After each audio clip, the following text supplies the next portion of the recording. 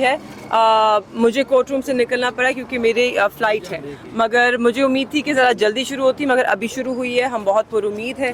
سلمان صفدر صاحب اس وقت اپنی بحث انہوں نے شروع کی ہے، اور آپ نے اگر کل آبزرو کی ہو سارا دن جو سماعت چلی تھی، اس کے اندر جو جج صاحبان نے سوالات اٹھائے تھے اور جو ان کے چہرے پہ حیرت تھی کہ کس قسم کے چارجز لگائے گئے، فرد جرم جو عائد کی گئی، جو 3 نکات تھے، اور کیا اس کے ساتھ جو ایویڈنس دیا، تو انہیں بھی تعجب تھا.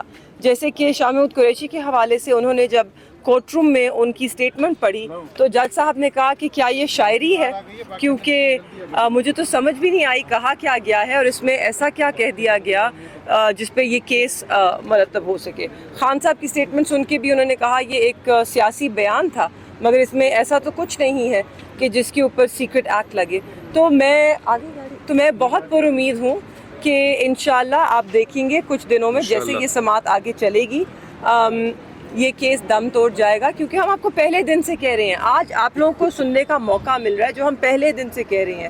اس کیس میں کوئی دم ہی نہیں ہے، غبارے میں کوئی ہوا ہی نہیں ہے، مگر ناحق قید جو ہے وہ ادا کی جا رہی ہے. شاہ محمود قریشی بھی کر رہے ہیں، عمران خان صاحب بھی کر رہے ہیں، اور اب تو ظلم اتنا بڑھ گیا کہ ان سے یہ بھی نہیں پچایا جا رہا کہ ہم ہفتے میں ایک دفعہ ان سے مل لیتے ہیں، اور ملاقات پر پابندی ہے.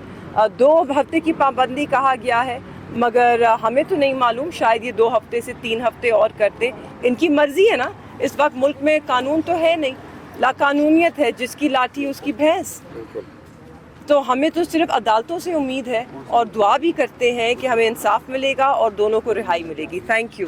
میم آپ بیرون ملک جا رہی ہیں، کون سے ملک جا رہی ہیں اور کس؟ کراچی یہیں کا حصہ ہے پاکستان کا. جی بالکل ٹھیک ہے، وہاں پہ ایک بادشاہت چلتی ہے، کسی اور جماعت کی ہے، پاکستان کا حصہ. میاں صاحب بھی لندن جا رہے ہیں تو جی میری کیا اتنی قسمت اچھی نہیں، میں صرف کراچی تک جا رہی ہوں اپنے بچوں کے پاس. آج خان صاحب کے 2 کیسز بری ہوئے ہیں، اس بارے میں بتائیں. جی وہ مجھے نہیں معلوم، جن چیزوں کا مجھے اپڈیٹ نہیں ہے میں اس پہ گفتگو نہیں کرنا چاہوں گی. Thank you. آگے جو کیسز ہیں اس میں بھی بہتری آئے گی، جیسے آج 2 کیسز میں باعزت بری ہوئے ہیں. جی بہت پر امید ہیں، ہم بہت پر امید ہیں کہ جیسے جیسے کھل کے باہر ہائی کورٹ میں ایک اوپن عدالت میں جو کیس آئے گا اس میں انصاف ہوتا نظر آئے گا. Thank you. مہربانو قریشی جو ہے وہ اسلام آباد ہائی کورٹ میں پیشی کے بعد واپس جا رہی ہیں. یہ مناظر آپ دیکھ سکتے ہیں اسلام آباد ہائی کورٹ کے باہر کے کہ مہربانو قریشی جو ہے وہ اسلام آباد ہائی کورٹ سے جا رہی ہیں باہر کی طرف. ان کے ساتھ وکلاء کی تعداد بھی موجود ہے.